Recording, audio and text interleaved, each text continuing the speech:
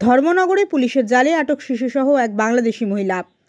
আবারও সীমান্তরক্ষী বাহিনীর ভূমিকা প্রশ্নচিহ্নের মুখে ফেলে পুলিশের জালে আটক অবৈধ প্রবেশকারী শিশুসহ এক বাংলাদেশি মহিলা। তবে আরও 3 বাংলাদেশি সহ এক ভারতীয় দালাল পালিয়ে যেতে সক্ষম হয়। ঘটনা উত্তর ত্রিপুরা জেলা ধর্মনগর থানাধীন পশ্চিম চন্দ্রপুর এলাকায়।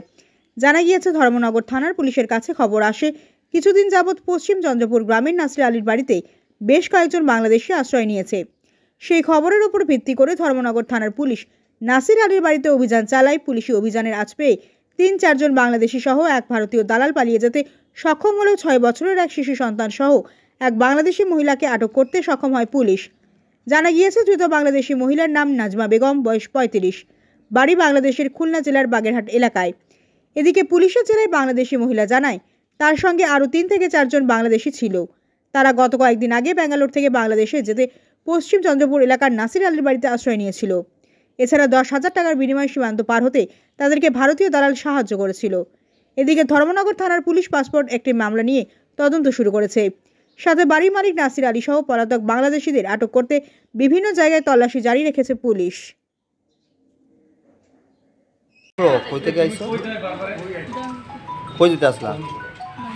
হ্যাঁ, বাংলাদেশ কোন জায়গায় বাড়ি?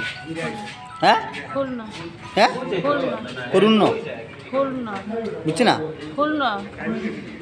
কত টাকা দিছো দালালে? 10,000 টাকা। কি কইছে দালাল? দালাল এখানে একটা লোকে নিয়েছে, ওখান থেকে ট্রেনে টিকিট কেটে দিয়েছে, একটা লোকে যাই নিয়ে আসছে। আচ্ছা, কি কইছে তাই না? বলছে তো কোন সময় পার করে দিব? কোন সময় দেবে বলছে, কোন সময় বলে না যে কোন সময় দেবে। আজকে আমরা একটা গোপন খবরের ভিত্তিতে পশ্চিম চন্দ্রপুরের এলাকাতে আমরা নাসির আলীর বাড়ির থেকে একজন বাংলাদেশি মহিলাকে ধরতে সক্ষম হয়েছি। ওনার সাথে একটা বাচ্চা আছে এবং আমাদের কাছে খবর ছিল আরও 4-5 জন লোক তার বাড়িতে ছিল। তো পুলিশ দেখা মাত্র আরও 4-5 জন লোক এখান থেকে বাঁচতে সক্ষম হয়েছে এবং পালিয়ে গেছে।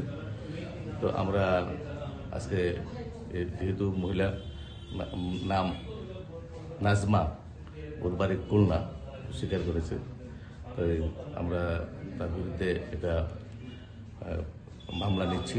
পাশাপাশি তাদেরকে কে বাংলাদেশ থেকে ইন্ডিয়াতে আনবো বা ইন্ডিয়া থেকে বাংলাদেশে নিতে কে সাহায্য করছে, সেই বিষয়টা আমরা খতিয়ে দেখার জন্য ইনভেস্টিগেশন আমাদের চলছে এবং এই ব্যাপারে আমরা তদন্ত চলছে।